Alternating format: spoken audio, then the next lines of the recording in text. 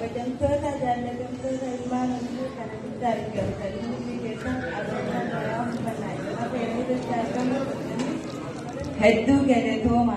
Kanattaan Sudaan saayaa uffannaa bareeddoo fi qeerroo fi qarree uffannaa sagantaa bareedaa kana hayyuu oromoo caffee raammisu qopheessuu keessaniif hedduu akkasii galateeffadha.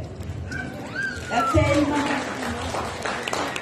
ilma magarsaa liidoo tokkitti akka kuma urjii qabsoo ganama loltuu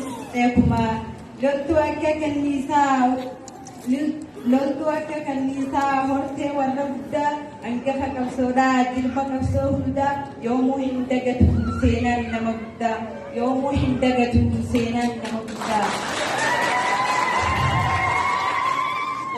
Ijoollummaa qabsoof of kennite rakkoo beelaaf dheebuu tokkorraa argite baga har'aan ga'ee rabbi hundii tante baga har'aan ga'ee rabbi hundii tante. Gaafa abboon lolaaf hidhate san qawwee dhaffee gidduu turte hin barre waan qawwee gaafa guyyaan ga'ee xiiqiin biyyaaf lolte dirree qabsoo haqaa achitti geeratte dirree qabsoo haqaa achitti geeratte. Gudeeda goototaa biqiltuu hayyoota warra hundee gootaa ilmaan humballoota warra gaafa lolaa hiriirtu gootota galatoomaa jenna isin qabdu qooda galatoomaa jenna. Seenaan abbaa qabaa nama mi'aawaa eenyuu hin daganne waan kaleessa tahe amma kunoo ka'ee dubbachuuf naanna'e amma kunoo ka'ee dubbachuuf naanna'e. Eenyu si wallaale hortee roobaa gaamoo gadaamessa qabsoo gootota bibbiillee warra biyyaa bahee sarara daangaalee oromiyaaf taatan waardiyaa dagalee.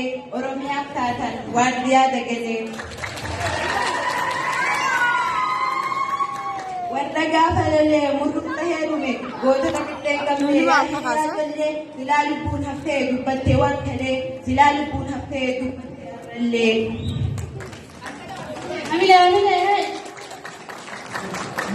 Gootota qaqqaalii hin qabne madaallii Dollee fi Bushraa Dursaa fi Magarsaa Aaneessoo fi Ibsaa loltuu akka kanniisaa Aaneessoo fi Ibsaa loltuu akka kanniisaa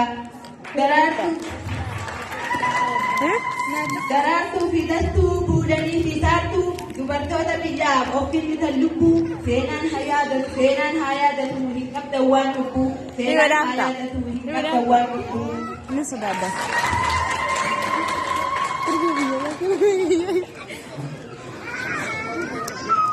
Dhaamsa Haadhi Bushraa gootumsaa sirreessaa hayyummaa qixxeessaa seenaa gootaa himnee dubbanna waa'eesaa seenaa gootaa himnee dubbanna waa'eesaa.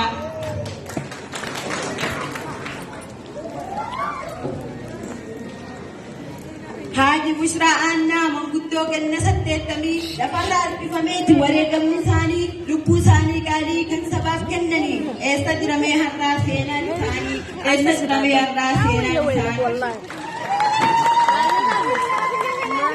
Rashiid Ilma Abdoo guyyaa 8 guutuu nyaatarraa dhoorgamee laggeen Oromiyaa raamisiif waabee keessa naanneffamee mismaara mataasaa gubbatti harrisanii lubbuu isaa qaalii sanii wareeganii.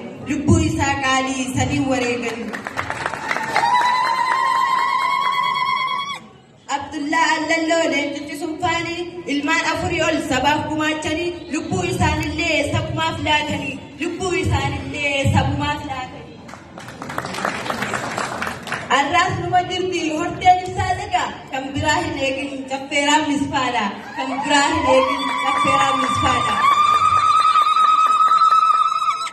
Gaafa qaawaa dhabnee walitti dhufeenyaa qajeelfamni tole. Gaafa qaawaa dhabnee walitti dhufeenyaa qajeelfamni tole. Gurmuun qa'eetii sun deebifne Somaalee. Gurmuun qa'eetii sun deebifne Somaalee. Qa'ee roobaa qumbii balleessuuf kan fiigu ilmaan anniyyaati tokkummaan kan diigu ilmaan humbannaati tokkummaan kan diigu.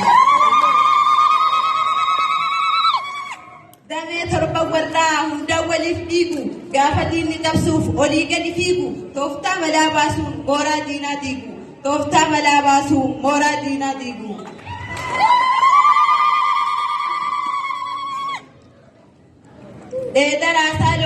gammoojjiitii fannaa lafa qabbanaawaa hundani qotannaa laggeen dambali'uu obaafneef fannaa caayaa galmaaf qabnu heeraan ni tiifannaa caayaa galmaaf qabnu heeraan ni tiifannaa. Ikkooniin naanna'aa meemna humbannaa mayyuu fi miidhagaa dirree qabsoo haqaa qumbii fi rigaataa mooraa galma gootaa yaa ilmaan humbannaa gultuu qabsaa'otaa yaa ilmaan humbannaa gultuu qabsaa'otaa. Ganamni moomanyoo qubsumti ganamaa yaala garaamisoo dubbadhume ammaa yaala garaamisoo dubbadhume ammaa baddannoof dannabaa ka'ee hundaaf manaa yaala gobeellee ka'umsa ganamaa yaa ilmaan humbannaa siidaa sabboonummaa isintu buureessee qabsoo bilisummaa isintu buureessee qabsoo bilisummaa. Raasaa diida dheessaa dirree diida goggoo diida hundaaf godaa gaarreen burqaadhettu warra haqa baasuuf seenaan dhokatu warra haqa baasuuf seenaan dhokatu. Maaliif kutaa lama akka buruqqoo filleetti mataa ol qabateen deemaan sanyii colleeti kan qawwee elemoo galcha gammoojjitti jannataan si haa gammachiisu sanyii warra mootii jannataan si haa gammachiisu sanyii warra mootii.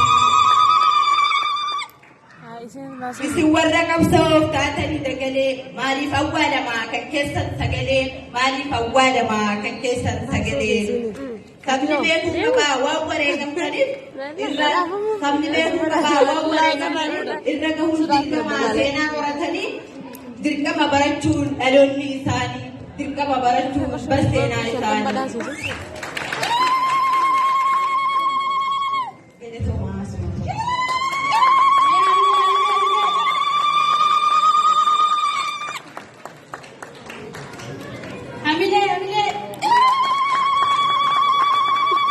Galatoomaa dhugumatti ilmaan humbannaa bareeddoo qabsoo Oromoo keessatti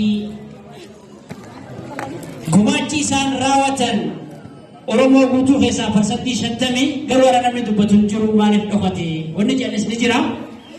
Haa ta'u itti aansuudhaan akkasumatti obboleettii xiyya takka Eeshiyaa Ahmad yoo maqaa dogoggoruu baadhee kabajaan asinnaa simannaadhaaf.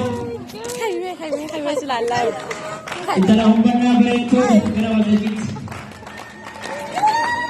Deematti. Sodaatee wanti akkasuma wanta barate. Summee shilaalla.